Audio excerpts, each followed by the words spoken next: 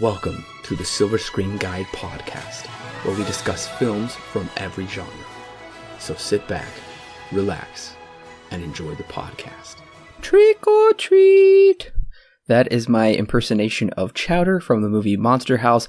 Happy Halloween, listeners. I hope you are having a great Halloween. You are watching your favorite scary movies, chowing down on your favorite delicious candy, and of course, discussing with us a cult classic of horror. Today we are discussing Poltergeist, or you may say Poltergeist, and to our German friends, Poltergeist.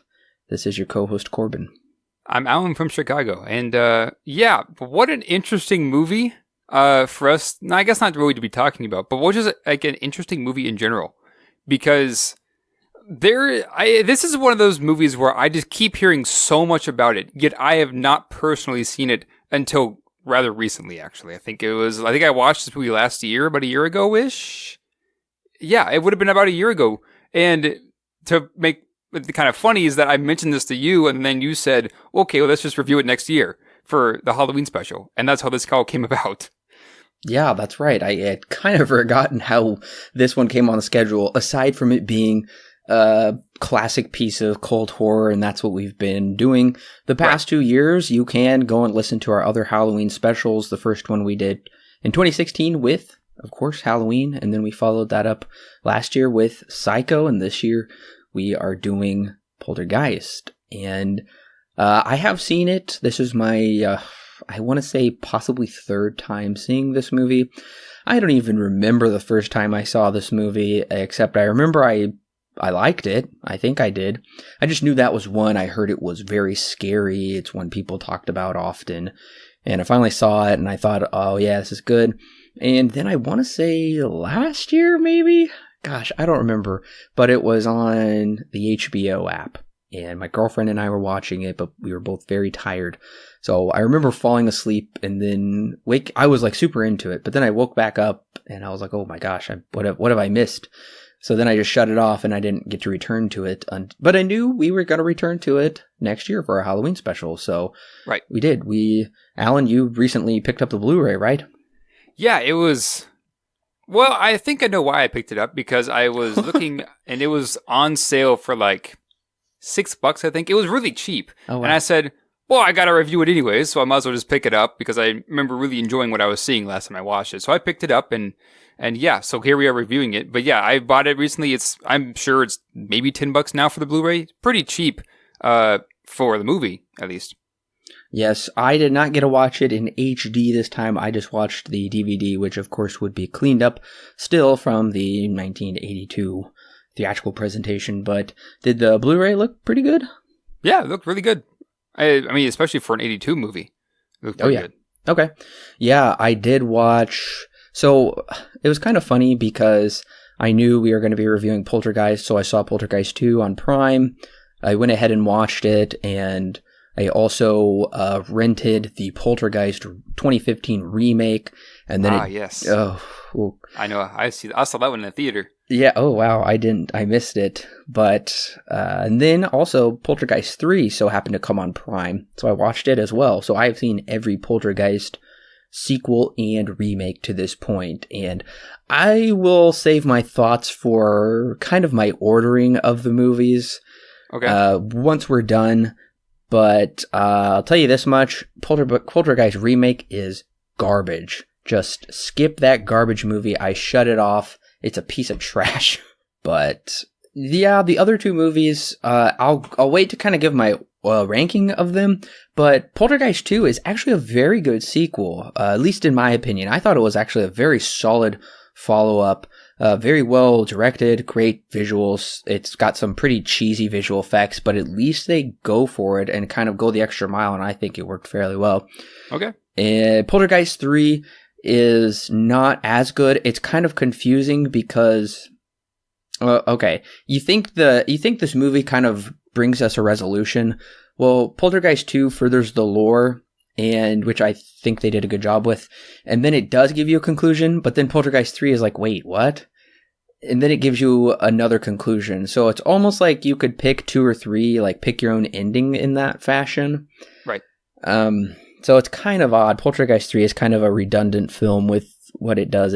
A lot of character choices don't make sense. It's not that good as far as those kind of choices were made. But like I said, I'll save my ranking for them. But no, I do recommend you at least check out Poltergeist 2. Okay, cool. I mean, I know that with like Poltergeist and The Exorcist, those are kind of movies where nobody really talks about the sequels at all because they've kind of come out as being either very mediocre or not really all that great in a roundabout kind of way. But I know that they existed, but I really had never heard anybody talk about them really at all since they come out. Yeah, I definitely recommend checking out Poltergeist 2, The Other Side, while it is still available for you to stream on Prime. Funny you mentioned The Exorcist, because I did kind of get into The Exorcist this Halloween. Alan showed me it a while back, and I thought it was a good, fine movie. It's probably because I'm a jaded horror viewer in the 21st century that it didn't, impact me as much as it did. I didn't watch Exorcist 2, but I did watch Exorcist the beginning, and that was a piece of trash. And it had a good moral worldview at the end, but getting there was just a garbage film. But The Exorcist 3, I'm not trying to go off on a tangent here, but The Exorcist 3 I thought was a great film. I gave it 8 out of 10. I actually personally thought it was much scarier than the original Exorcist. Very, very well done. It's also on Prime, so helping you out here, listeners. Go check out these movies. Right. So Poltergeist came out June 4th, 1982. Kind of a weird time for a horror movie during the summer season. Yeah, a little bit weird. I do know that they re-released it again in theaters later that year for the Halloween season. But right. Yeah, odd time to be releasing this is really meant to be a Halloween movie, but they released it in the summer. I'm guessing because it had Steven Spielberg's name all over this movie. So they knew that they would get a lot more money releasing it in the summer than they would later that year in October. That's my guess, is it was more of a financial move than anything else. Yeah, that would probably make sense. And at the same time of the creation of Poltergeist, Spielberg was also creating his well-beloved E.T. the Extraterrestrial. And I found out those two movies released only a week apart in theaters. Oh, yikes. It was yeah. It is kind of funny when a director has this happens. This isn't nothing new, but not as often as you would. Not very often this happens, where a director will have a movie and release that movie, at least release 2 movies under his name that he's directed in that same year. Usually, you don't see that happen. Not that it's not rare, because it does happen from time to time, but it's not something that happens all the time. And it is weird because everybody would have assumed Spielberg was going to direct this movie because he wrote the screenplay, he wrote the story, treatment, he's producing it. It even says a Steven Spielberg production right there at the beginning. But it's actually directed by Tobe Hooper, who many of you may know directed the cult horror film The Texas Chainsaw Massacre, which came out 8 years prior to this in 1974. A weird team up to say the least. Tobe Hooper of Texas Chainsaw meets Steven Spielberg of The Goonies and E.T. Right. And Indiana Jones, just kind of more known for lighter fare than Texas Chainsaw. Right. And I do know that even though Steven Spielberg's name isn't on the directorial role that was given to Tobe Hooper, I do know that he was more or less the de facto director. He did a lot of scenes, and apparently, according to who you ask, it could be debated on if Steven Spielberg directed more than Tobe Hooper did. Whether that's true or not, the title on the movie says that it was directed by Tobe Hooper, so at least he gets the credit. But I do know for a fact that Spielberg had his hands in a lot of this pie of Poltergeist. Oh yeah, that was actually a big controversy at the time, and it seems to be the opinion of today is that this is basically a Steven Spielberg film. Spielberg, because of a clause in his contract while shooting E.T., prevented him from shooting another movie at the same time.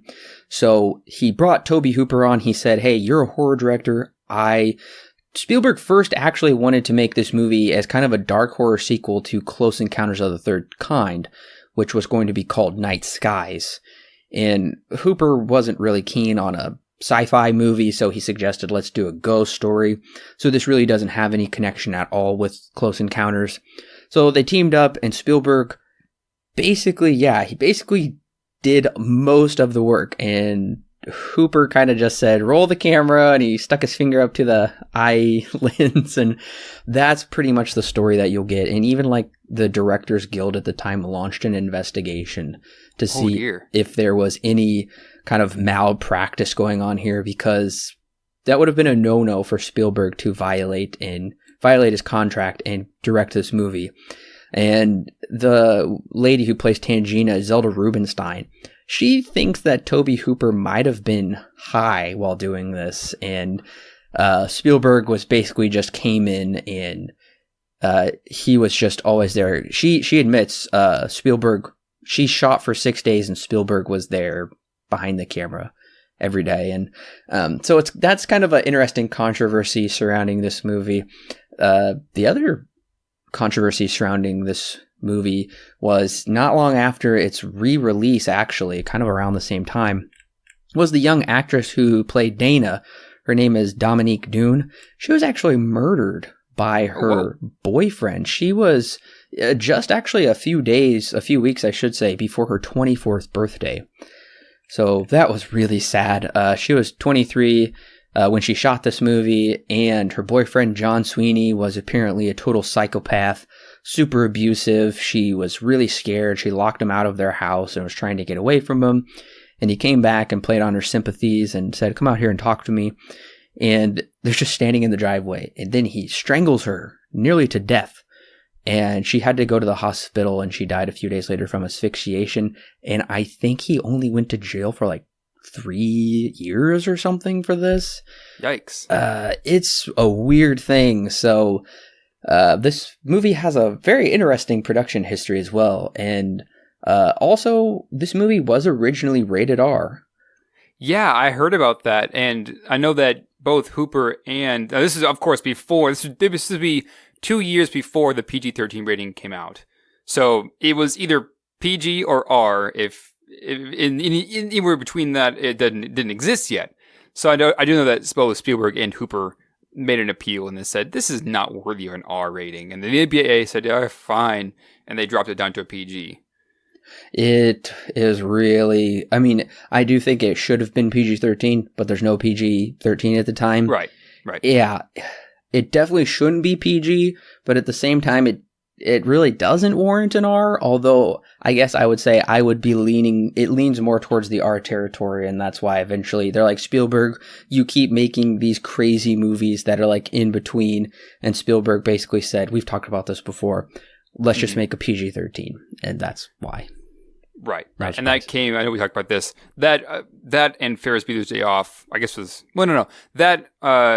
this movie and I guess and the big example, which is kind of one that pushed it out and really created the rating, would have been Temple of Doom, which I know we talked about this kind of details in that podcast about the PG-13 rating and how that movie influenced it.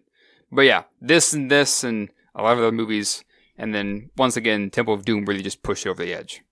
Yeah, go listen to our Temple of Doom review for more information on that whole backstory. You'll also notice that Frank Marshall and Kathleen Kennedy are producing here with Spielberg. It's like they produce everything with him. I just don't know. Wouldn't that be a sweet gig to be like, oh yeah, Spielberg, I'll produce every one of your projects because they're like pure gold. Oh yeah. Especially Kathleen Kennedy. I mean, she's been in the public eye recently because I think she was just recently dropped off of Star Wars. No, she was rehired. Was she really? Yes. I didn't hear about that. But anyways, my point is, I'm sure that's where her name really kind of came from is, oh yeah, I'll help Spielberg produce. Because that's some serious money to having Spielberg's name on a movie and you help produce that. You're going to get a lot of cash from that easily. Oh yeah. They were definite. Frank Marshall and Spielberg and Kennedy are longtime friends. They did all the Indiana Jones movies with them and other things as well. Now at the box office, this movie did all right. I mean, for the entire year, it was the 8th highest grossing movie of the year. So not too bad. That's pretty good. But opening weekend, it came in at number 3 at the box office. It grossed $6.8 million. It was going up against Star Trek II: The Wrath of Khan and Rocky III during the summer season, so that's why it was beat by both of them. Right. But Makes sense. Domestically, in total, it grossed $76.6 million. But then after the October re-release, and possibly even it was also re-released in 2007 to promote the 25th anniversary DVD, I believe. So total at the theaters made about $120 million. I mean, that's pretty good for the budget that it had. But supposedly a $10 million budget. Okay, so that's still a really good profit either way. Yes, but that's over a number of years still. That being said, though, this does become a cult movie, and if we know anything from cult movies like The Evil Dead, or even Suspiria that we talked about a while back, those movies get a lot more money off of their sales many years down the road because people come in groups and they find these movies and they discover them, and then the next thing you know, you have a big group following this movie. This is one of those examples. It's a big home release. Not necessarily a huge theater release, although that it did make pretty good money in the box office. And yeah, you're right, because it was released pretty close in the vicinity of the time VHS was becoming very mainstream for home viewing. Also, HBO had its own, you could watch movies through it that way as well. So yeah, it would have been a lot easier to rewatch this film than films past. Right. And of course, this movie is the highest grossing in the series. I don't think that's really a surprise. Yeah, I know sometimes sequels do end up grossing more because the momentum was so high from the first one. But the sequel, Poltergeist 2, I don't remember. It came out, I don't know, a few years later. It had been a few years. And then they all came out within the 80s. The trilogy came out within the 80s. So gotcha. That's pretty good to have a trilogy within the decade. Yeah. But they kept getting so far removed from the original, and they just probably didn't meet the same expectations as the original that it didn't work. And the remake did not gross as much, even as this first one. Yeah. I mean, maybe in the future we'll talk about that one, but even I can say there's really no reason for a remake to come out.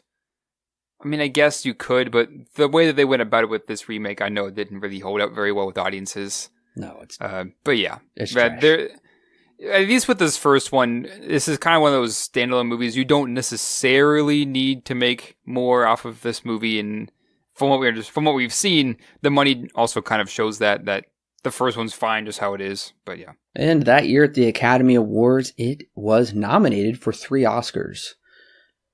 Which is really good. Oh, yeah. Especially for a horror movie, because you don't see that anymore, except I guess you could say Get Out, which is more of like a psychological drama per se than a legit horror movie. Right, yeah. It's more modern.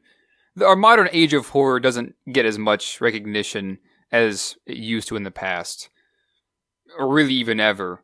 Right. It is pretty surprising that a horror movie was getting Oscars in 1982. I mean, of course, horror back then was like The Shining and stuff like that.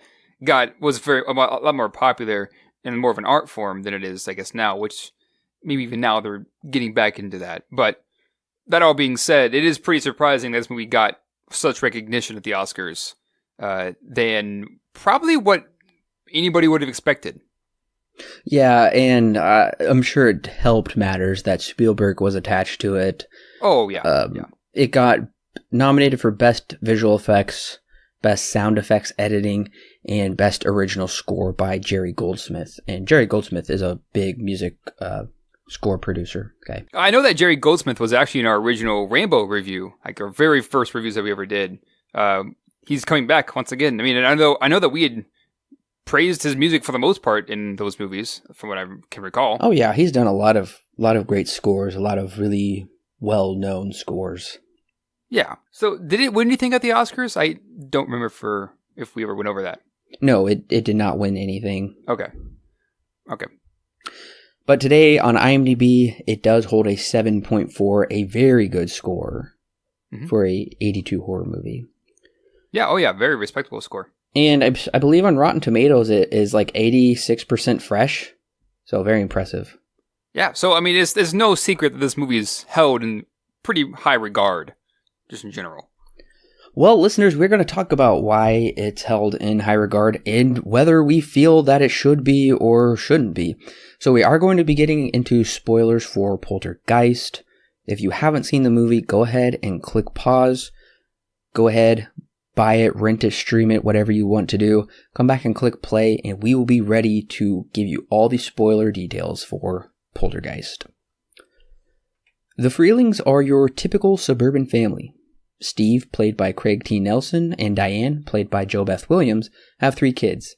Dana, the oldest, played by Dominique Dune, Robbie, played by Oliver Robbins, and then Carol Ann, played by Heather O'Rourke. They live in the Cuesta Verde neighborhood, created by Steve's company. One night after the national anthem plays and cable broadcasts are shut down, Carol Ann hears voices emanating from the TV. She declares, "They're here." After strange happenings occur, such as free-moving objects, all hell breaks loose. Robbie is ripped from his bedroom by a tree, and Carol Ann is sucked into her closet, causing her bodily to disappear, but her presence is still felt and heard in the house. Steve contacts Dr. Lesh, played by Beatrice Straight, and her 2 assistants, Marty, played by Martin Casella, and Ryan, played by Richard Lawson, paranormal investigators.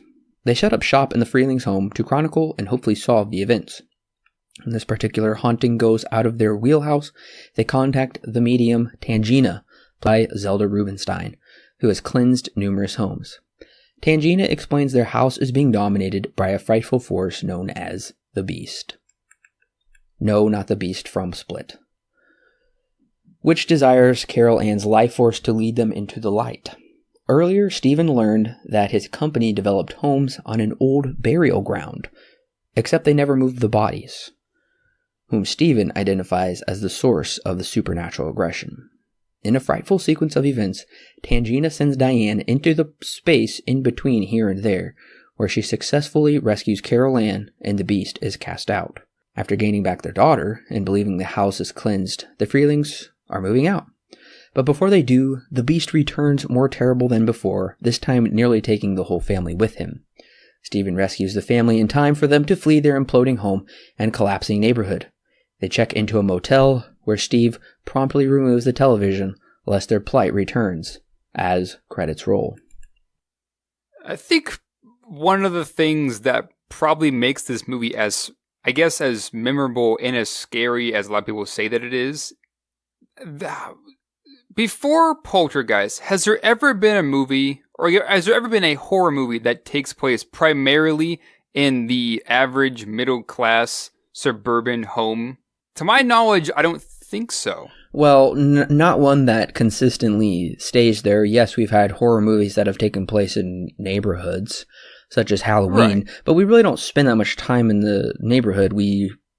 A majority of the runtime is focused in the home, which does allow us to have more of a personal relationship with this family and think, this could be my home that is haunted. Now, I don't believe in that stuff, but it nevertheless plays on your imaginative concepts of, wow, this is just an everyday home. Why in the world are they targeted? That could be me. So yes, you're right. Yeah, and that's kind of what I'm getting at, is that the middle-class average American family is heavily utilized in this movie. More so than, I guess, any movie that really kind of came before it. Yes, Halloween and Exorcist kind of had these ideas, but that was not really the main focus. The main focus was on something else.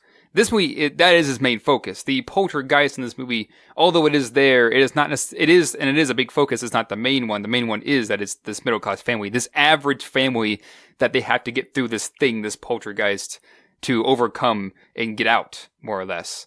I think that's probably why it's become such a staple in American cinema, is because it takes place in a very average home with a very average family, and that's something that, at least not to this effect, has ever been done before, which I think is, once again, is probably the main reason why it is still remembered and still talks about today. Oh yeah, I would absolutely agree with that. And you could say this movie, for the most part, started the kind of modern home setting of something terrible as haunting your home. I mean, we did get this like 30 years before in The House on Haunted Hill. So spooky stories with houses, this movie didn't invent that, but what it did invent was more of the average suburban family is all of a sudden targeted by a supernatural evil force, and we hadn't really got that before. It was quite cheesy or just silly. This kind of made it seem like, whoa, what if this could be real, while introducing some very exciting supernatural elements. And yeah, a lot of modern horror has really taken off from this.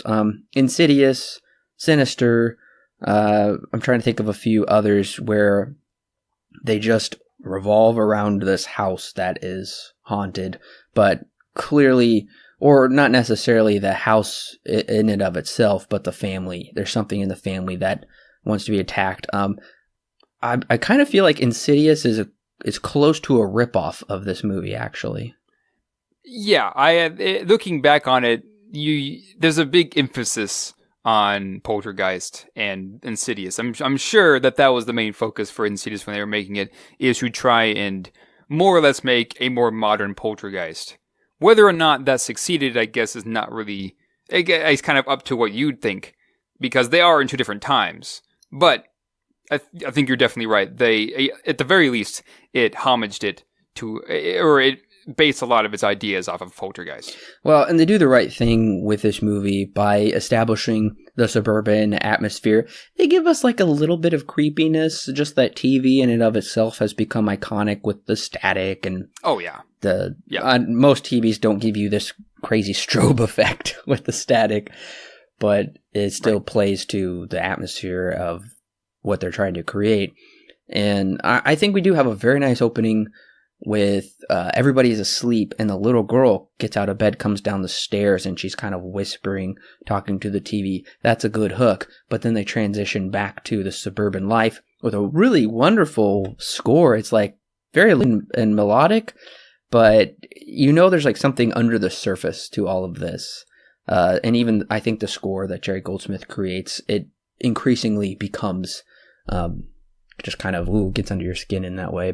And honestly, I will say it's a funny opening with this family and the beer spraying, the kids tripping. The guy. Great opening. Yeah. Oh yeah. This opening is, once again, it says up a lot of things, because you have the TV with the static, which is kind of funny because now we're just so used to TV channels being on 24 hours a day. Back in 82, or I guess 81 when this movie was filmed, that was not necessarily the case. They always shut down around 11 to 2 o'clock at night. And that's when you got the sign off with the American flag and stuff like that, which this movie opens with. Yeah, there's a heavy emphasis on the television, which around 1982, everyone had one at this point. It was just kind of commonplace to have one, especially now with it being now available to the middle class. Once again, this was a big thing.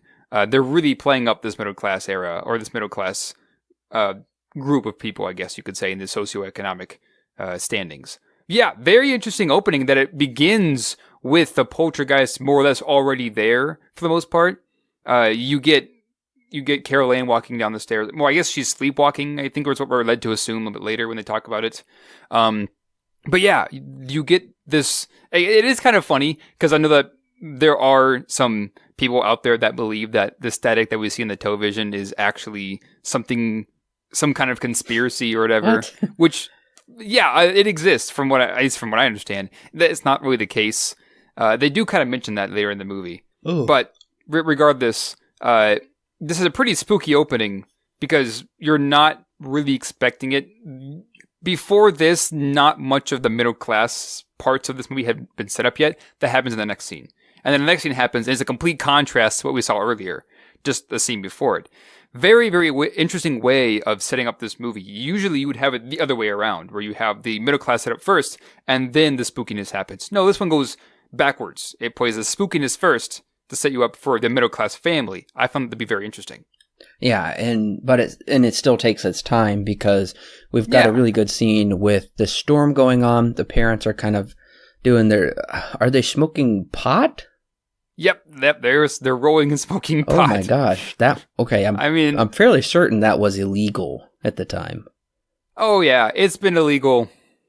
I guess up until now, it technically in some if you live in a certain state, it isn't illegal. Yeah, this I find to be a bit interesting. I At least as far as I'm aware, I didn't think that middle-class families did this as often. It's very... Perhaps they did. I don't know. Yeah, I mean, it's interesting what Spielberg is doing here because he's having, these fairly normal class, middle... they're fairly young parents, they're really well off. They're smoking pot. The dad is reading a book about Reagan, who was a very conservative president, and Spielberg is very much the opposite with his politics. I know he endorsed Hillary Clinton, so the opposite of Reagan. I'm just like, well, this is interesting. Maybe this is his view of. I mean, at the time Reagan was president, he won, I think, almost every single state. So he was a phenomenon. So maybe Spielberg really liked Reagan, but nevertheless, it's a good establishing scene of the boy scared of the thunderstorm.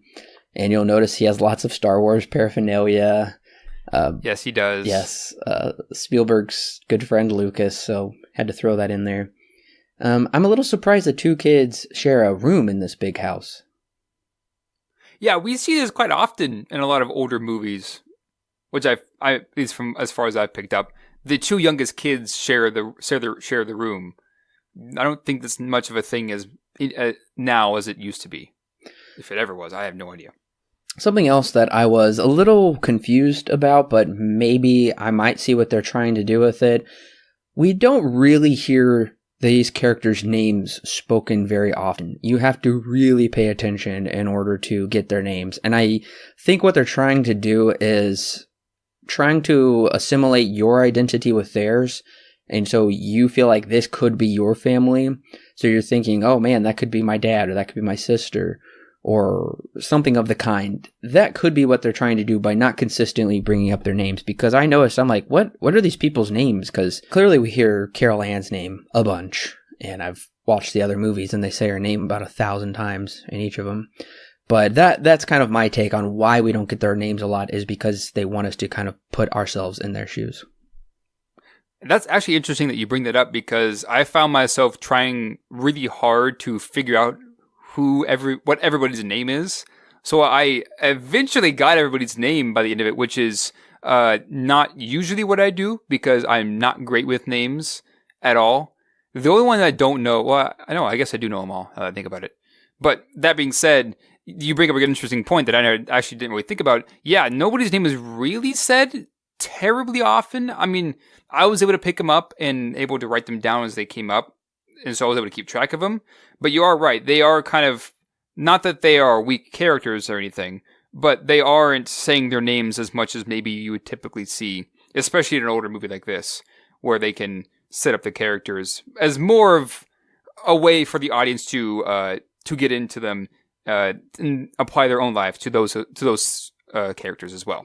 And it's also much easier to identify with these kids because they're younger, they're more innocent. Even the teenage daughter, she's like barely 16, they say in the movie, something like that. So they're all fairly young. And Carol Ann is quite sweet, and we really don't want to see something happen to her. She has a very unique look with how her hair is cut and the color of her hair and everything. She does have a unique look about her.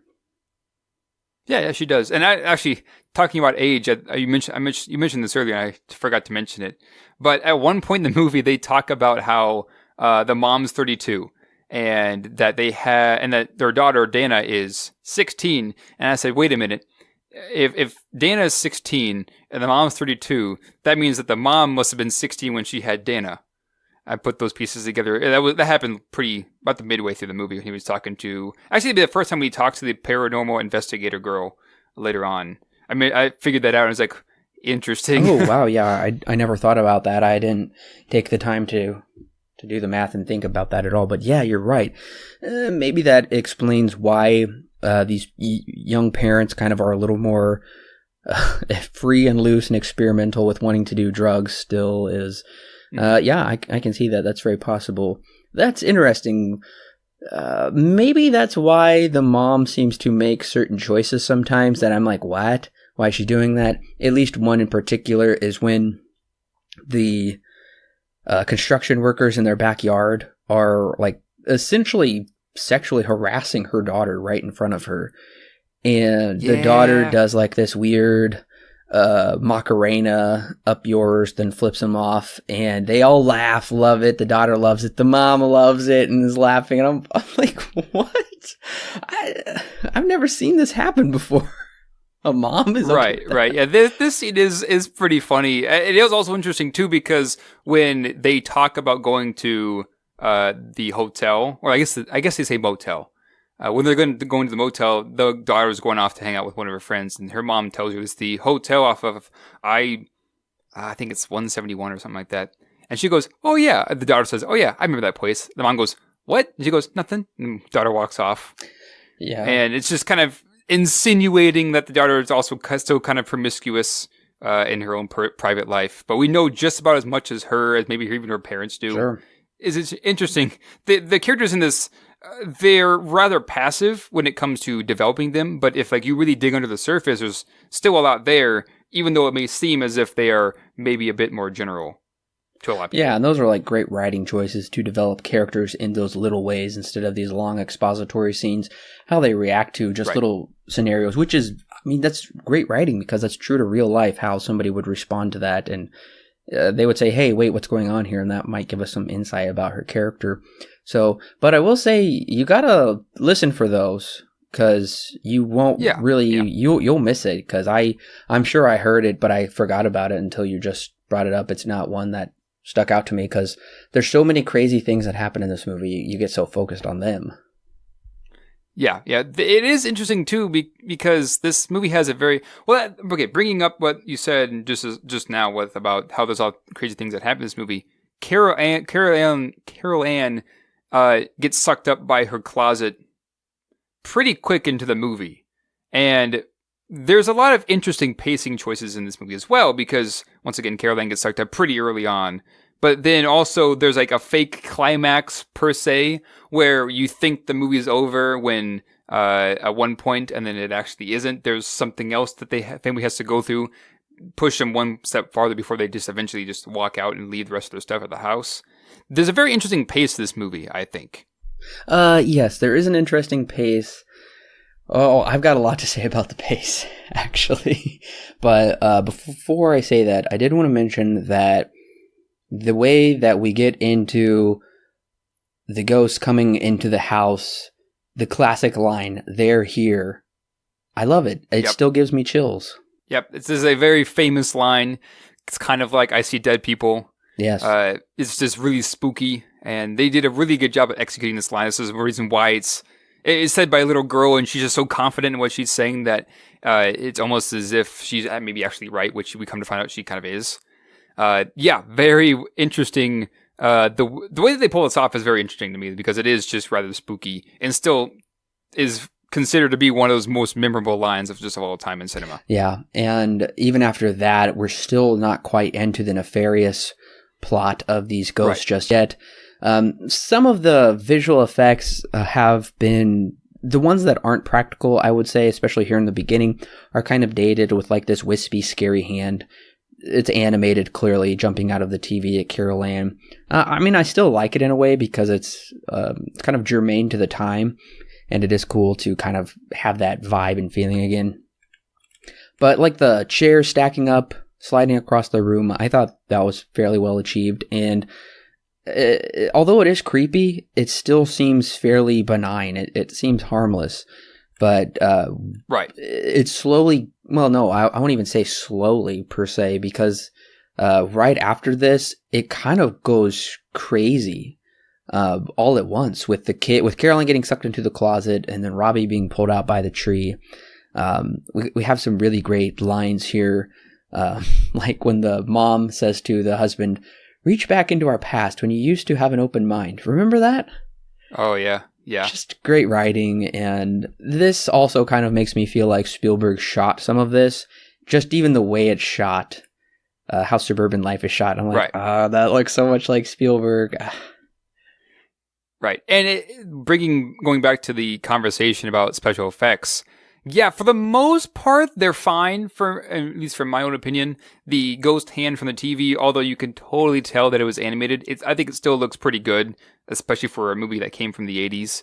The thing that really, I think, doesn't really hold up very well is when it comes to more practical effects. The biggest one in my mind is when the dad is scared off there towards the end, when that giant head pops up from inside that door where the mom is at. That's probably the biggest offense when it comes to the special effects. It doesn't look all that great.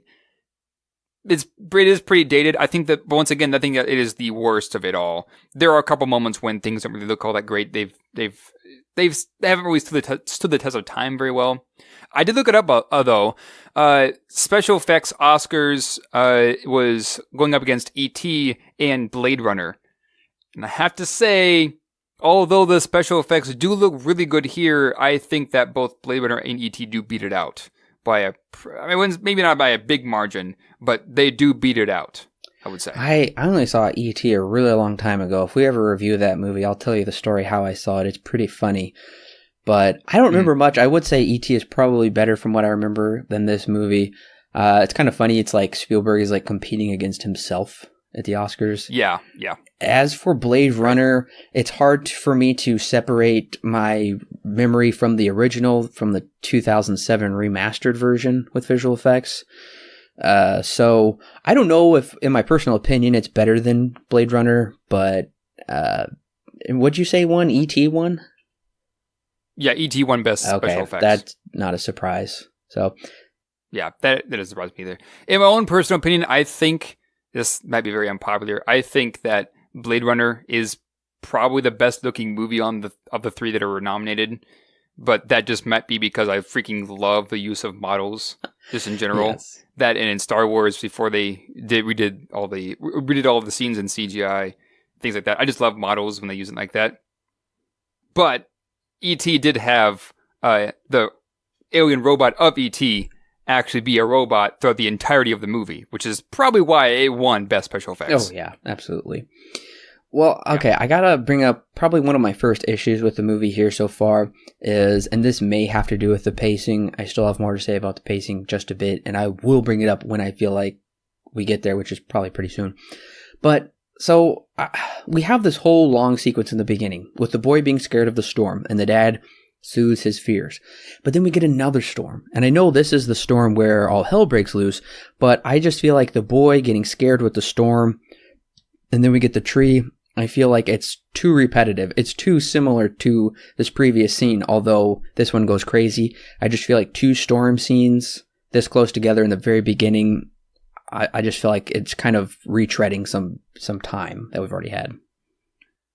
Right. And I wouldn't say that I have too big of an issue with this, because it kind of goes to unnerve the audience a little bit, because in the first one, it's pretty harmless. You understand that the kid has this very big fear of this giant tree outside of his window. And they set up the fact that he's scared of the tree and he's also scared of the clown. And then when it comes up again, you're just like, oh, whatever, no big deal. We've seen this before. But then hooks you because the storm is coming closer. And then in the same scene, the kid is taken, and then Carol Ann is sucked into the closet. So, in my opinion, it really doesn't bother me all that much. This movie is pretty slow moving for the most part. I think after about the first half, it does kind of pick up the pace a bit more. But when it comes to setup, I think this movie does a pretty good job at setting things up and then executing them later, but kind of like flips it on its head when it gets to that point. The pacing never really bothered me too much. For the most part, I don't think that the pacing is really all that bad in my own opinion. Okay, yeah, I do agree that this scene, I think the visual effects of the scene are really well done with Carol Ann getting sucked into the closet. It's a very intense scene. Mm-hmm. It's very frightening what has happened to this little girl. Maybe she's drowned in the pool, although you don't drown and sink to the bottom. You would float to the top unless something was weighing her down. Yeah, it's all a very great, very intense scene. I like the visual effects. I guess my problem with it is the first half of it almost feels almost too repetitive, and it's a long scene, so I just felt like they could have trimmed that up there. But okay, we can go ahead and talk about my pacing issues with this movie. So Pretty much the first act I love. I think it's great. I think the second act really slows down the movie, especially once we get to... Well, first I want to ask you, how do you feel about them skipping ahead in time? Because I assume it's been about a month or so once Steve decides to go to these paranormal investigators and bring them into the house. We can tell they've grown quite accustomed to the occurrences. For storytelling, it makes sense, but it just seems odd because it feels like this should be the next day, but instead they live with it for a month and it just becomes a normal part of their life. Right. This is something that I guess the time span in general is very interesting to me. There really isn't a set time span when all these events take place. It just kind of happens in some time in space. We don't really know how long this went on. All we know is that it's gone on long enough where they've just kind of become used to it, I guess, at this point. This I just find, just in general throughout the whole movie, I find it to be very interesting because it doesn't really matter where this takes place in time or how much time really has passed. All we need to know is that it's happened long enough that this family has just learned to live with whatever's going on in their house. At first, it was a bit weird to see that it kind of skips forward in time, and at one moment when it fades from the kitchen and the occurrences that happen in the kitchen, and then it finds out, and it fades into a very, very similar looking house, but with the table gone and the green wallpaper up, you get this idea that maybe they moved, and then the dialogue suggests otherwise, that every house just looks the exact same. This at first was kind of weird, but then once I began to pick up where this was headed, doesn't really matter where this all happens in time. It just always, as long as we know that these things happen in a certain amount of time, that's really all you need to know. You can kind of figure it out for the rest of it, for yourself later on. And I mean, I agree with that. I don't really have a problem with it. I was just wondering if you did or not, because it does kind of take you off guard at first where it's like, whoa. They're like, oh, the light will flicker in 2 minutes because they've like really grown accustomed to it. So I guess I will say that I do have a problem with this scene where they bring the investigators into their house. They're talking with Carol Ann. The mom is like crying, putting her hands up to her face and her ears or whatever. And oh, Dana does that. Dana cries. It's a weird shot. The dad's like saying, hello, sweet pea, to the lamp. And then when Carol Ann's life force or whatever moves through the mom with the wind, I mean, it's hokey. I think all this is hokey. I mean, it works in its own 80s way. She says she went through my soul. I mean, at that point, I'm like, oh, this just went really silly. Yeah, you do bring up a good point. This movie, even though we have also said the effects are showing their age, I'd say that some of the events that happen also is beginning to show its age here. Yeah, this scene is rather hokey, I will admit. It is a pretty hokey scene to have the mom be all like, she moved through my soul, and things like this whole movie, there's many different points where it just has some pretty hokey dialogue just throughout. I would definitely agree with you on that. It is pretty hokey in its own 80s way. That might just be a product of the times. For as much as I can really understand. Probably. I mean, there really hadn't been many movies like this before, especially talking about this kind of stuff. I mean, yes, there had been ghost movies, but not really going into it in such a way as this one did. Right. I mean, I want to give it a little credit, though, because there's actually a really good shot when Carol Ann says, Mommy, there's someone here. And then there's like a close-up zoom shot of the family as they all come together really quickly. I'm like, oh, wow, that's fairly effective. Right. And bringing up kind of just cinematography in general, we spend a lot of our time, if not all of it, in the second act. I guess from the end of the first act to the end of to about the midway-ish point. There's one scene in the middle where we leave the house for a moment. There in the second act. For a lot of this movie, we're spent inside of this house, which kind of builds this idea of claustrophobia because the family's all really close together. They've had a lot of time to spend with this poltergeist. They are gotten used to the things that it does and say, oh yeah, the light will flicker again in a few seconds. Or yeah, just watch this. Well, things just scoot around the table like normal. It's like it's almost a second nature. They've seen it happen so often that it's just become a normal thing for them. You spend a lot of time with this, and you understand, the audience as well, spends a lot of time in this house. And so when we get to the scene when the dad talks to his boss and they walk outside and they talk about how they could build a new house here in the cemetery, it's almost like freedom, finally. The cinematography also goes in with this, a lot of medium to close shots. There are a number of wide shots, but they're used very sparingly, especially in this, about, I guess, second half or I guess the most of the way through the second act of this movie. Yeah, that's a good point. I would say as the movie progresses, the shots become tighter and tighter because it just kind of goes to depict their anxiousness of just what's going on in the house, but more so where is their daughter and what's happening with her. And you're right, it does feel weird when he goes outside to talk with his boss. And they're mostly wide shots because we get to see the valley where the homes live, and then we also get this cool shot of the cemetery. I think it's just a matte painting, but yeah, I was wondering that same thing. I was like, this, I mean, it looks good, but I can kind of tell that it's probably fake. Right. But nevertheless, it was a good idea to make those shots a lot bigger because we're just so used to being inside, almost having this nervous claustrophobic feeling with, we don't know what's going to happen. Sometimes it seems all good. Sometimes it gets really bad with what's going to happen, like really scary and in that way. Also, I wanted to talk about in the second act and then in the third act, I'll wait on that a little bit. But in the second act, we get this kind of talk from Dr. whatever her name is, Thrush or something. It's not Thrush. That is the sickest name. Okay. Yeah. But the doctor, she kind of talks to Robbie and she gives the mom alcohol and they're like so happy they can drink or something. It was weird, but nevertheless, we get this kind of weird quasi-Christian worldview from the doctor.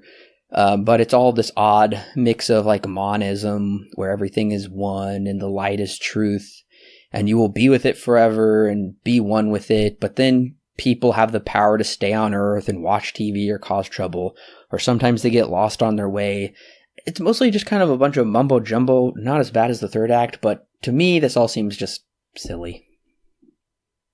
Yeah, this movie does kind of create its own religion, or I guess belief in the poltergeist per se. That's just kind of what I took it as. They base a number of the details off of just kind of Christianity in general. For the most part, it is rather odd. I think my problem with this is that it's such a huge exposition dump here, here it isn't as bad, but later on when Tangia comes in, it's a huge dump. And that's where my problem comes in, is that second time, because she just lays it down and spews everything, which is fine had they built up to it and kind of explained as this movie went along. But at the same time, that isn't exactly what the focus of this movie is. It's kind of focused more on the family. And then you've also got this other dynamic that comes in that they also have to deal with, which in its own right is interesting. But at the same time, yeah, you're right. They set it up. And you do kind of begin to understand the basics of how this world works. But at the same time, yeah, you're all kind of right. It is really weird, to say the least, to develop this entire, it's hard for me to say religion, I guess just belief, or even just this detail in terms of the exposition to the story just in general. It is very interesting. I'll give you that. It's the first time isn't as bad. The second time with Tangia is where my problem really comes in, is she just spews exposition. Oh, absolutely. I had a major problem with that scene. But before we get there, I have to say, right after this weird worldview dump, we get the middle of the second act here is just my attention span is dropping. I feel like we were riding high with the first act. The second act was interesting, but then we just take this dip. Probably until Tangina comes. And I did check the time. I did actually look at the time, and we still have about an hour to go with this movie. And I feel like that's probably a bit too long. I think we could tune it up a bit, especially because right after this, we get a weird scene with this Martin Short lookalike, and he's ripping his face off or something. And the effects were awful. Yeah, this is another one of those scenes where the effects don't hold up very well. These are the worst effects so far. Yeah, I do agree. I actually take back what I said earlier when I said that the big head was the worst. This is actually the worst. This is, if you've seen Terminator, it's kind of as bad as that. I would even say it's worse than what happens in that movie because of the clay face that they have. You can tell it's fake. This is probably the scene that really pushed that R rating when the MPAA saw it. There really is no other scene than that I can recall that is nearly as graphic, I guess you could say, as this one is. At the same time, yeah, comes out of left field a little bit, but there is a little bit of setup because we don't really know what's going to happen when this guy's walking around looking for food. At the same time, though, everything that we've seen happen has kind of happened to the group, the collective, not necessarily to individuals. This is, I think, the one and really only time until the end when something happens to the individual that the poltergeist, I guess, does. This guy goes into this trance and is ripping up his face and stuff. It's weird. And I think this is probably one of the weirder parts of this movie is this one scene. Yeah, it does kind of go to set up more, to bring up more of the tension and string and coil that guitar string. But it doesn't really fit as well into this movie as a lot of other things do. Yeah, and then right after that, we get the ghost with balls of light and floating down the stairs, walking around. To me, this reminds me of Ghostbusters. I feel like we're now in Ghostbusters, and I love Ghostbusters. I think it's a great movie. You can listen to our thoughts on that in our Ghostbusters retrospective series. But it's just weird because they're in old cowboy hats, it looks like, or got lanterns, and they want us to believe they're poor lost souls. I just feel like this really isn't moving the story along with the guy ripping his face off and these ghosts walking around. To me, it's just ooh, ghosts. Let's just throw a bunch of ghosts in there and whatnot. But I'm just feeling like we've just stalled until we get to Tangina. Well, I guess now that you mention it, I guess it makes a bit more sense why these two scenes kind of go back to back.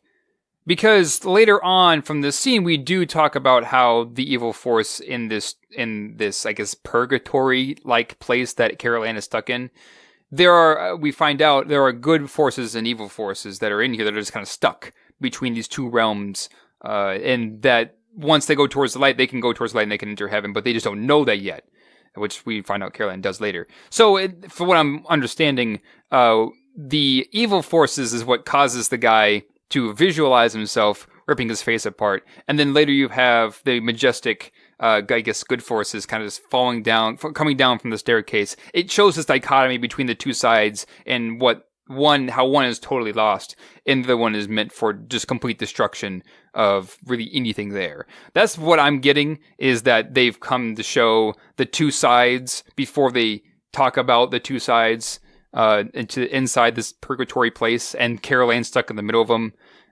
That's what I'm getting out of this. Yeah, I'm sure you're exactly right.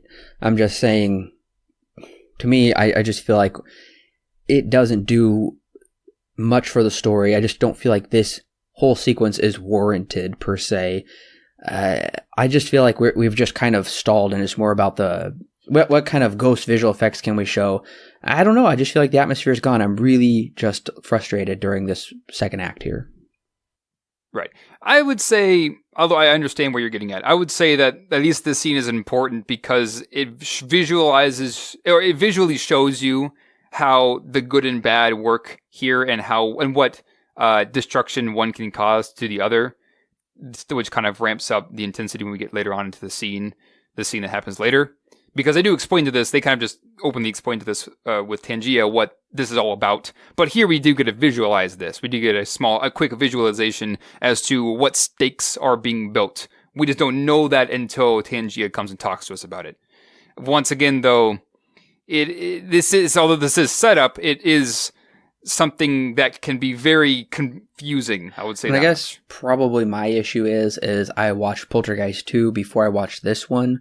So Poltergeist 2 retcons a bit of what's going on here, and I feel like what we see here in Act 2, we get in the movie Poltergeist 2, but I feel like it's told in a more of a better streamlined way. I like what they're saying. Well, I don't like what they're saying in that movie per se. That's not what I'm trying to say. I guess the setup, what's going on, it's better dealt with in Poltergeist 2. And it's just kind of weird because I see what I'm seeing in Poltergeist 1, and it's different than what we get in Poltergeist 2, which I did like better. So that's probably where I'm coming from with that. Right. I mean, that would make sense. I haven't seen Poltergeist 2, so I can't confirm nor deny whether I think it's told better or worse than that one. But yeah, that is very possible that they just did a better job of explaining the world that is the Poltergeist movies. Right. don't Well, know. I do think they do a better job of explaining it. It's kind of funny because we know that they live on a cemetery, and his boss makes an emphatic point to say it's not ancient tribal burial grounds, for Pete's sake. It's just regular people, as if Native American burial grounds would be much more respected, treated with much more respect than any other type of cemetery of any other type of religious person. Just weird. I don't understand that. But we come to find out in the second movie that yes, it is Native American souls that are lost and that were deceived and hurt. And that's what's going on here. So yes, it is actually on a Native American burial ground if you accept the second one as continuity. But then we get Zelda Rubinstein's character. What a unique name, Zelda Rubinstein. Yeah, what a very unique name for a very unique character. Unique character, a very unique person. She doesn't even get billing in the opening credits. Her cast listing is saved for the end. She's a really interesting character. I feel like she kind of just comes out of nowhere, but then we get a small retroactive explanation of, oh, wait, this is why she's here. I don't know. Did you feel that way? I kind of knew where she was coming from because they take the footage that they get, and the girl that they had there, the paranormal investigator girl, I forget her name, but she says, I'm going to go develop this, I'm going to go shoot people, and I'm going to come back with help. So she at least sets up that somebody else is going to be introduced to us. So when we are introduced to Changia's character, it's not like completely out of left field because they did get that little setup. At the same time, though, we are introducing a brand new character right before the third act, which is a big... Usually you don't do unless under very dire circumstances. I kind of understand why they have her here. She's very experienced with this kind of stuff. She's dealt with this kind of a thing before. But at the same time, once again, usually you have to have a very good reason to introduce a brand new character right before the second act, or really anytime after the first act. Absolutely. And this is where my biggest issue of the movie comes in. And it's not necessarily her mumbo jumbo dump of what's going on. I had never noticed this before. I think I had the subtitle on. I was listening and then I said, wait, what? Did I hear that right? And then I had to rewind it to make sure I heard it correctly. Okay, so here's what Tangina has Diane, the mom, get down on her knees, and then Tangina asks her, you'll do everything I ask, even if it contradicts your beliefs as a human being and as a Christian. And then Diane says, yes, of course I will. I'm like, oh dear, why did we have to go there? This is crazy. This is, to me, this is just blatantly anti-Christian dialogue here. And it's almost reminiscent of when Satan asks Christ, I'll give all of this to you if you just renounce your beliefs in this or that. And to me, this worldview goes way too far. We really don't need to have her say, even if it contradicts your beliefs as a Christian. Just very unnecessary. And this is clearly an anti-Christian worldview. And I will say Poltergeist 2 also has an anti-Christian worldview. It's mostly a paganism movie about how pagan powers can overcome psycho-Christian cult leader, essentially. So we just really didn't need this, but Spielberg wrote this in. You'll do everything I ask, even if it contradicts your belief as a Christian. And we know Spielberg's not a Christian. And he also made a movie called AI, which basically is saying your belief in Christianity and Jesus is so silly. Like, as humans, we can be smarter than believing in Christianity or religion. That movie's very much so open about that. Right. It is an interesting line that they bring up here. It is also interesting, too, that later on we come to find out, because she says, Tangia says, this house is clean, and then when she leaves, the poltergeist comes back, and then the family just gets up and gets out of there.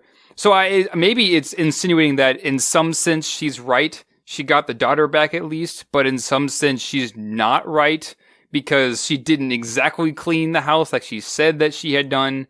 You're right. It is an interesting line to bring up here.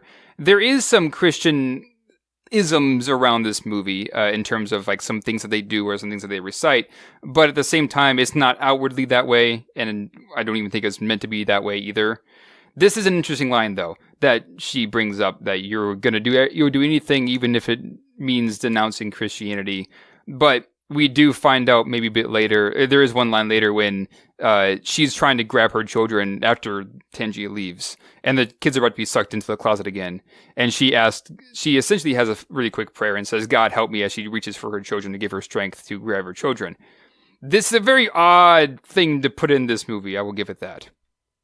Yeah, it's just extremely unnecessary, and just like with basic storytelling, whatever the hero, the good guy, the good gal, whatever they say, whatever they're for, that's usually what the storyteller wants us to be for as well. And then whatever the villain is for, that's clearly what we're supposed to be against. Well, in this case, we have a heroine introduced in the third act who is basically saying that Christianity really can't help you solve your problems. You needed to contact me. I'm some kind of weird telepathic spiritual medium. Christianity can't help you. Only I can. And yeah, she doesn't, she kind of quasi helps him. She gets the daughter back. She doesn't clean the house. So she's kind of a pointless character, really, because she really doesn't help him solve anything except tell him to renounce Christianity, and then gives him this really bizarre, Carol Ann's life force, presence of rage. I'll get to that in just a second. I'm just saying this line is so problematic for me that it's just very, very, very problematic. Right. And I mean, once again, I think I may have mentioned this in a podcast in the past. Maybe I didn't. But just because something is said in the movie does not mean that that's what the movie also actively believes. And what I'm understanding here is just because Tangia had mentioned the fact that you have to not necessarily denounce your faith, but say that you may have to to save your daughter. Doesn't necessarily mean that that's what the movie's stance is. And even though our character even stands for that, this character here stands for that, and she's a positive character or portrayed as a positive character, doesn't necessarily mean that her worldview is the correct one. This also doesn't necessarily mean that the antagonist's worldview is the bad one either. It could be opposite. There are most of the movies out there go to show that even though this good character stands for good things, there's something about their life that isn't necessarily correct. Then the villain comes along, and even though they have a very wrong way of going about it, their belief might be correct. That's, of course, a completely different conversation that we can have very bit later. But that's what I'm getting, is that just because she says this doesn't necessarily mean that this movie is anti-Christian. The actions that it takes go to show that she wasn't always right in the end, Tangia. Not that she was. If she was right, this movie would have been 15 minutes shorter. But it isn't. And it goes on for another 15, 20, I guess it's just another 10 minutes to show this poltergeist actually came back and that she's going to take two of the kids if she doesn't get out of there, which they do get out of there. So in some sense, I will agree with you. Tangia does do something. She does do something good. At the same time, though, the end goal was not reached with Tangia. Right. It's just interesting because this movie, they don't even try to contact a priest. They originally go to those, I don't know, poltergeist scientists at the university or something, and they don't even try to. And we know Spielberg is not a Christian. He is Jewish, so they believe Christ was kind of a fraud in a way. So, I mean, I wouldn't be surprised. And I just couldn't help having the meta knowledge of AI, which is this kind of weird Christ myth, showing that Christ is essentially just a myth, and there's kind of like no God that's going to help us out. And it's pretty obvious when the little boy is in front of the statue of Mary, and then there's like no God, no salvation that comes from it. I just wish they wouldn't have put it in the movie. But nevertheless, I'm just saying this is just another tick. This is kind of another strike against the movie. My interest is already waning. Then we're having this line where she's on her knees saying, yes, I'll denounce Christianity in order to save my daughter. It's completely contrary to what I would believe. And then, yeah, do you want to talk about the mumbo jumbo, Alan, real quick? Oh, yeah, the thing that Tangia mentions Yes. To be honest, I don't really remember everything that she says, except for whatever we kind of just talked about earlier. There are good forces and bad forces inside this like purgatory type place. The good forces don't really exactly know where they are at. They don't know that the light is what's going to save them or bring them either to heaven or bring them back. I think it's just going to heaven. And then Carol Ann, okay, there's also evil force up there. There's the beast that's up there that is trying to lead these forces, lure these forces in. So Carol Ann gets up there and she's neither dead nor alive. Or she's a physical being. She's not really among the same type of everybody else here. And Tangia says, you can move these folk, the good ones, towards the light. And that's why she instructs them to go toward the light in one scene. But the problem is we have the beast that we talked about that is wanting to take her life. Wanted to take her life force and suck on it and essentially kill her for the most part, as far as we're led to understand. So that's the big mumbo jumbo that she gives. We kind of get it earlier with the paranormal investigator. We get it more in depth and in more detail with Tangia. This once again goes, we've mentioned this multiple times. This is not a great scene, at least in terms of exposition. It doesn't really show it out very well. I don't think. It just kind of slaps it on there and says, aha, this is the reason why. And instead of sprinkling it throughout the movie, we just kind of get those two scenes where it just explains absolutely everything. Yeah, it's and the one other thing is, I think this movie has no idea what the light means, because we get back and forth contradictions of the light as salvation, stay away from the light, wait, go into the light, and this gets so confusing. It's just unnecessarily confusing, and I don't understand any of it. It doesn't pay off. Right. Well, the thing is that if Carol Ann goes into the light, then she will essentially go to heaven. She will, I guess she'll die, I suppose. She won't be able to come back to the physical world. That's the thing that they're getting at. They're telling her, lead these people towards the light, but don't go into it yourself. It's not necessarily your time yet. We're trying to get you back to our world. That was why they had her run towards the light and then pull away and come back. Okay. It's just, for the viewer sitting down, I feel like it's going to confuse them after this exposition dump, and then all we need to know is just kind of how to do it. We don't really need to be tricked, because even Steve was like, wait, you said stay away, and she said no, go into it, and it's like she's almost deceiving them. Early on we were told to stay away, but now go towards it. To me, I'm just thinking they're overcomplicating it. Yeah, I mean, I suppose it can be very confusing because of the conversation we just had.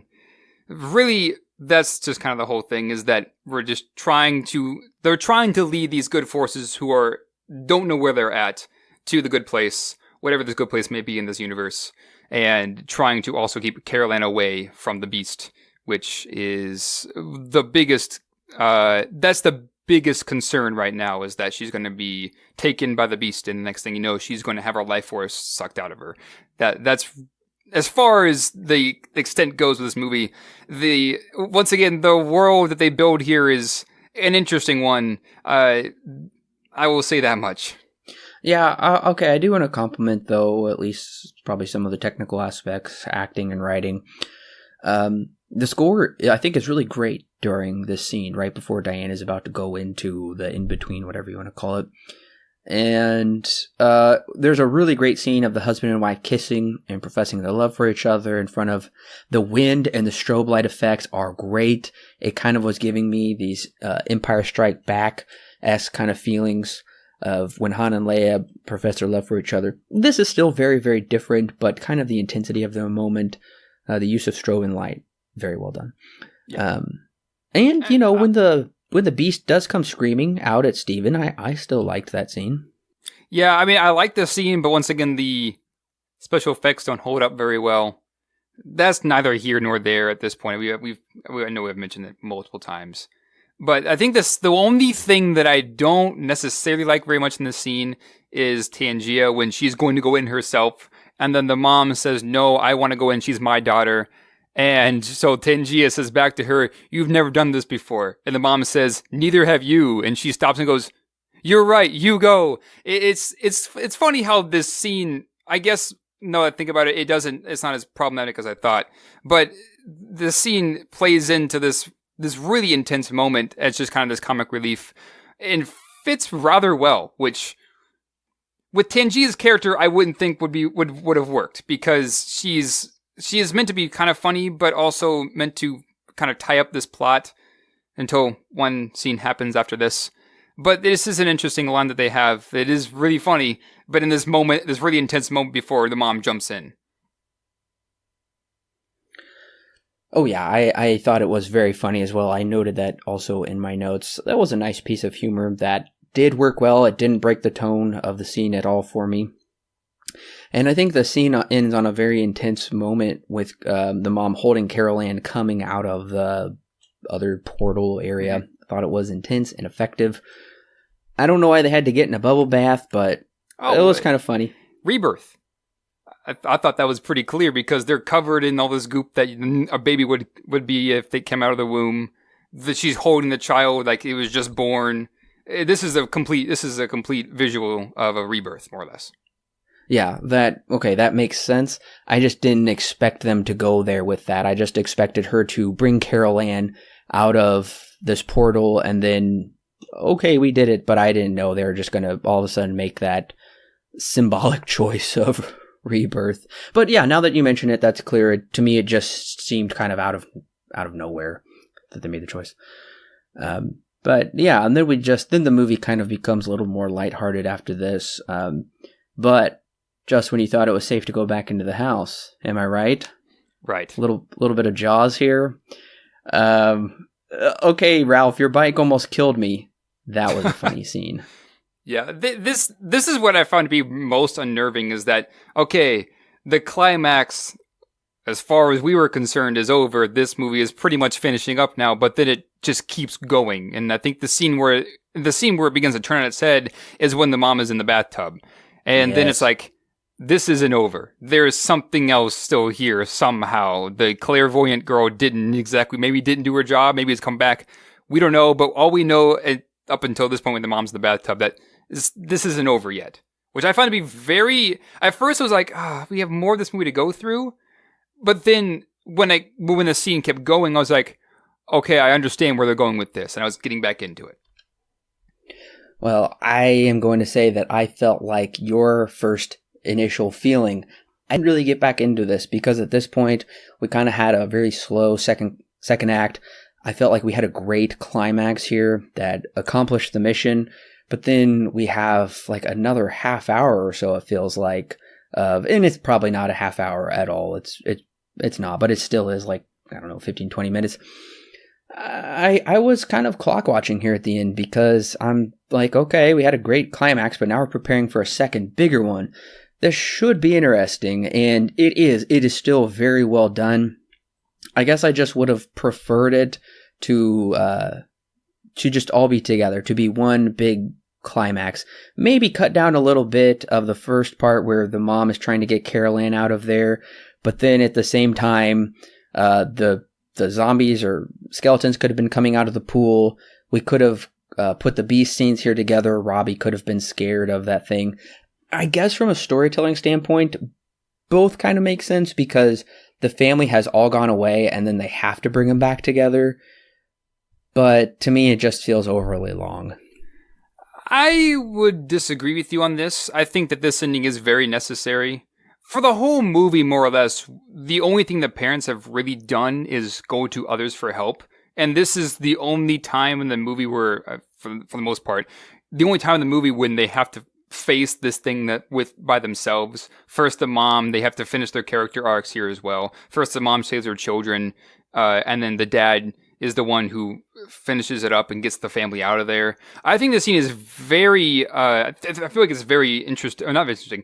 I think it's needed, because we have to finish up these characters, at least the parents' arcs, because they are the ones that need to be protecting the family and taking care of their family. And even though we have had other people come in and help them out, now it's their turn. They have to do it themselves with what they've learned in the movie. This is more or less just the last straw of our poltergeist spirit that's here. to try and get the family, but the parents are at this point have built up their wills, so now they're strong enough, but they have to do it themselves this time.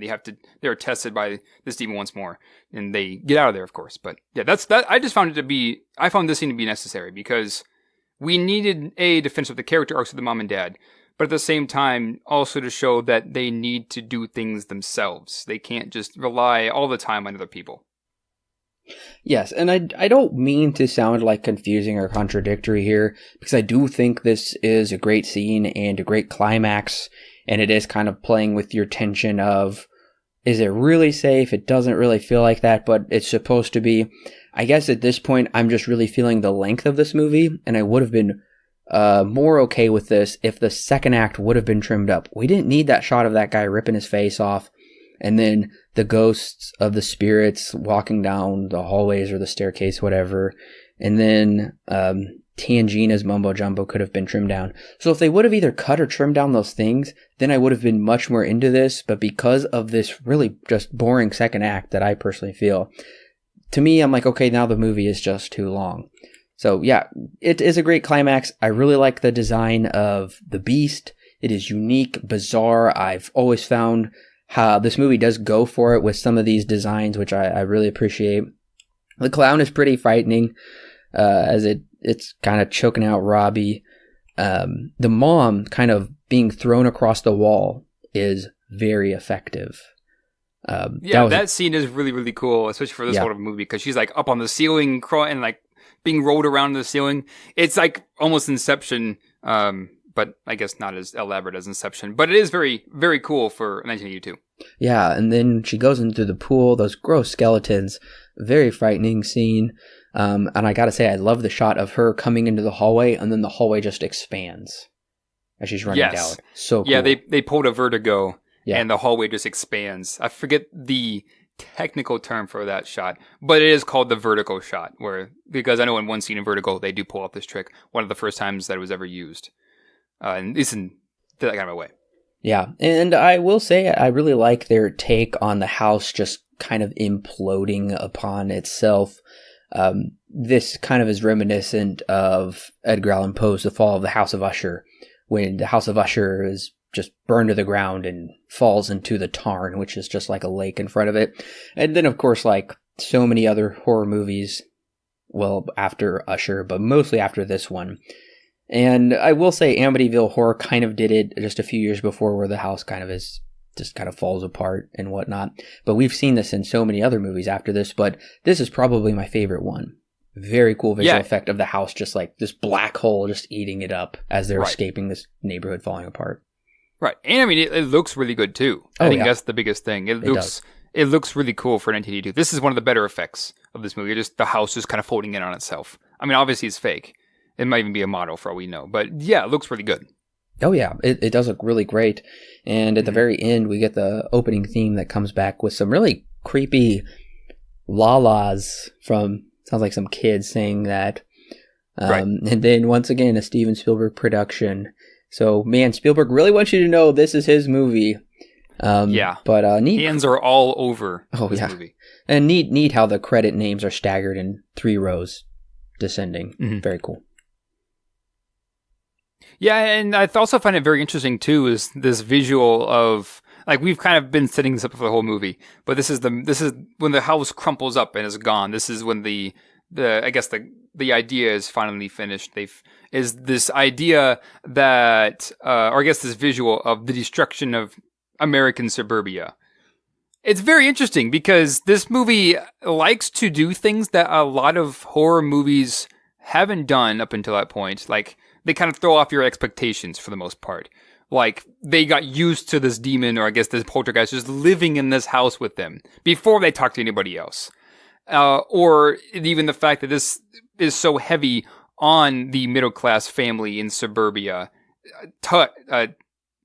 style that it not necessarily something that you've ever really seen to this effect before. They do a lot of things in this movie that really haven't been done before. I mean, there are still a lot of tropes in here, and it has even created tropes in here, of course, as well. But this is something I found very interesting, is that its take and view of just living in a suburban and living in American suburbia. It's very, very interesting to me that the world view of even this. Something that is just that most of the world, at least in America, most of America lives in. And I do think it is actually necessary that we do see them go into the motel because we need to know that they are ending on a moment of peace that gives us, the viewers, a moment of peace and resolution to their story. Right. And even then, this movie has spent a lot of its time in the privacy of the home and with the family. And this is the one and only time where the family is just kind of left alone. We see them go inside. The dad pushes out the TV, which is just kind of a funny scene, but also shows that they've learned from the whole movie has been teaching them. We don't go inside. That's probably the biggest thing to me, is that throughout this whole movie, we've seen almost every little detail that's happened in this home. And then when they move out and they've learned their lesson and they've gotten away from the poltergeist, we no longer get to see that. That's the end of the movie. The movie ends right there as the camera pulls away from the motel and the music begins playing. Very interesting. So, Alan, what is your rating and recommendation for Poltergeist? Poltergeist, I think, it has its moments where the movie begins, for one, to show its age, and for two, shows what time this movie came out in. This movie is very 80s, and you can't really get away from that. It, at the same time, though, it does set up a lot of tropes that horror movies would come and use later on in later decades. That being said, I think that Poltergeist, for the most part, is a pretty dang good movie. It's a really good time, but at the same time, it's going to be a little bit different than your average horror movie. This is a cult movie, after all. A lot of people know about it now, but when it came out, it wasn't extremely popular like it is today. Like, I feel like almost everybody who is pretty big into cinema knows what this movie is and has seen it. I do enjoy this movie. It is a pretty enjoyable movie. I do own it on Blu-ray, probably for that reason. And I mean, I'll probably end up going back to this again later on, but at the same time, it's not that it leaves a huge lasting impact on me. A lot of these things in the movie are kind of outdated. The TV thing has been utilized a lot. The fact that TV is kind of like this evil force and that we're kind of controlled by it or whatever. Or there's evil things living inside the TV. That's been done. That's done later on by even, say, The Ring. There are things that horror movies have taken off this movie, and for some, that may be what breaks it for them, that they just don't enjoy because they've seen everything in this movie before. That being said, I still think it's a very enjoyable movie. I think that Steven Spielberg, for the most part, in terms of filmmaking, does a pretty good job at portraying an idea and all kinds of stuff. Anyways, end of the day, I'm giving it a 7 out of 10. Pretty solid recommend for me. Poltergeist is considered by many to be a classic 80s horror film about the paranormal. Spielberg, once again, through the help of Tobe Hooper, captures the 80s quite well.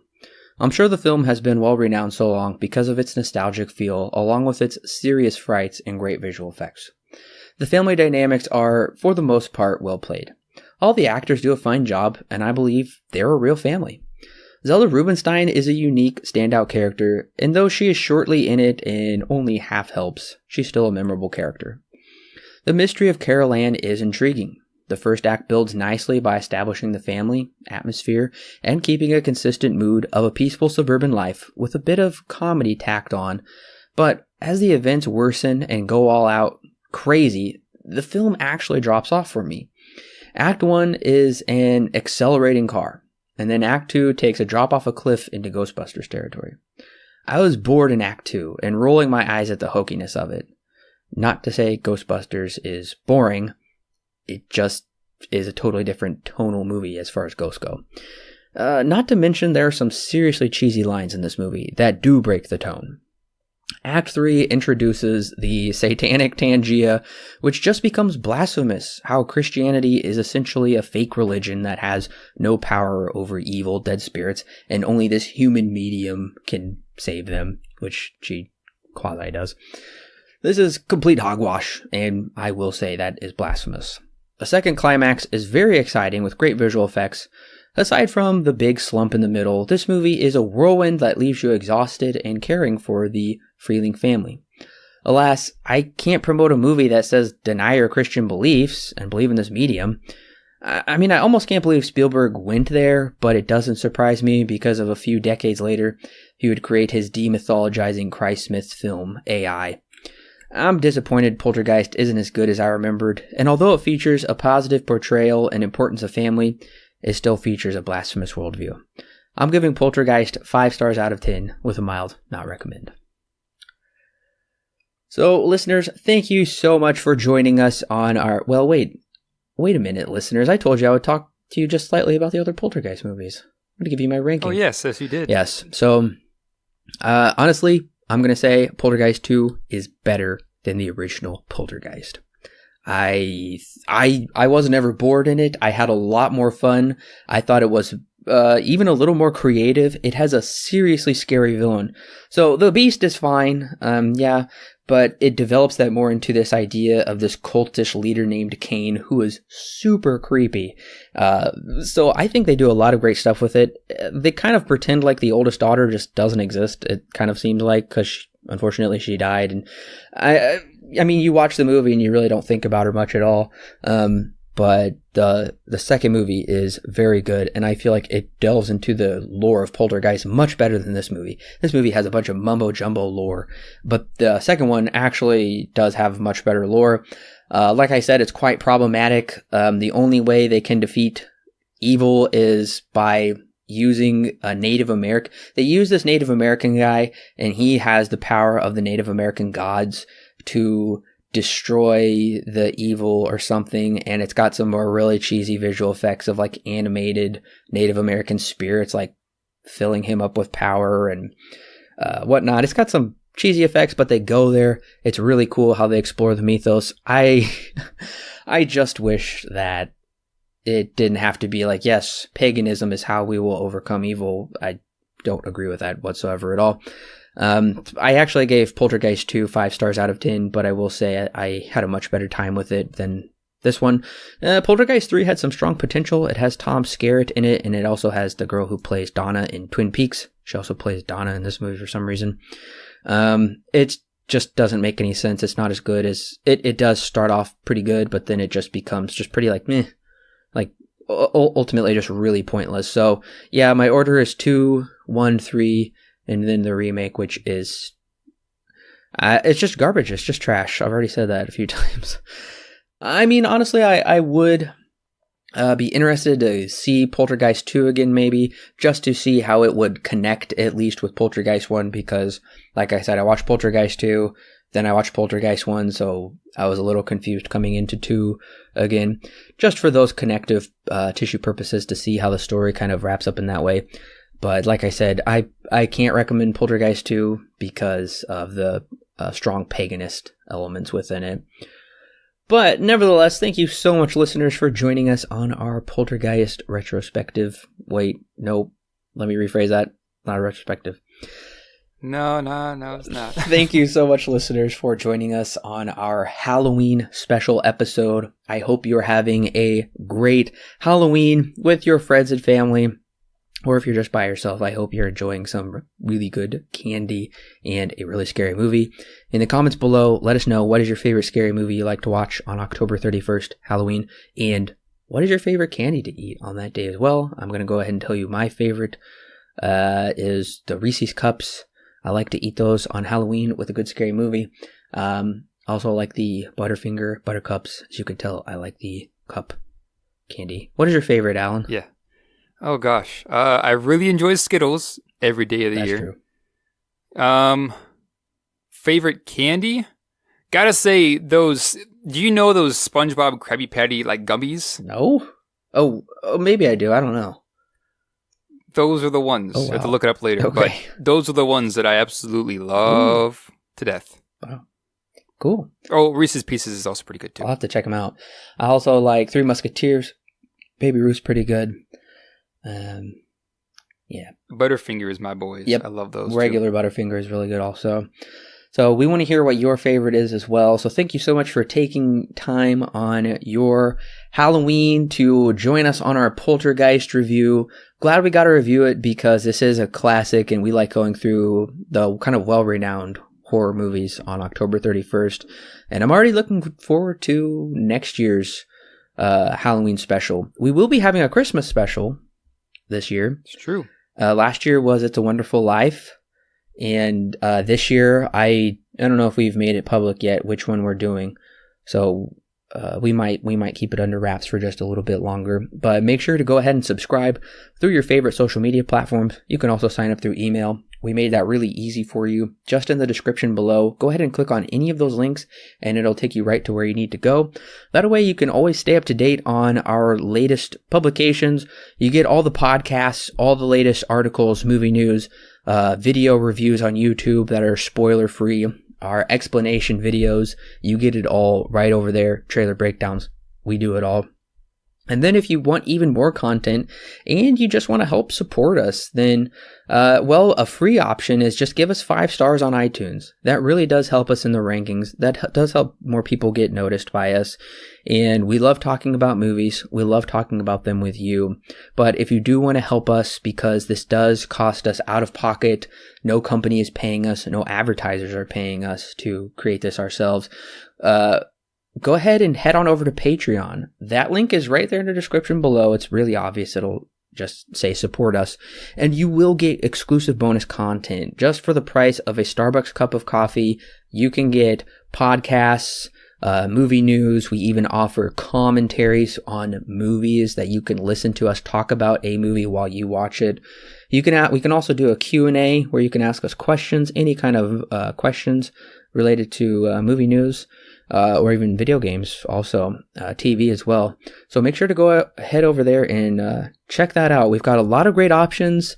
They're all very reasonably priced. Some are even very cheap.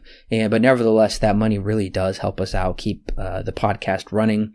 So, and especially if you don't want this podcast to have ads, then go ahead over there and just support us in a small way. We'd really appreciate it. You can make a one-time donation as well. So thank you so much, listeners, for joining us on this Halloween special podcast. And we got a lot of great content coming up to you very soon. So make sure to stay tuned, and we'll catch you next time.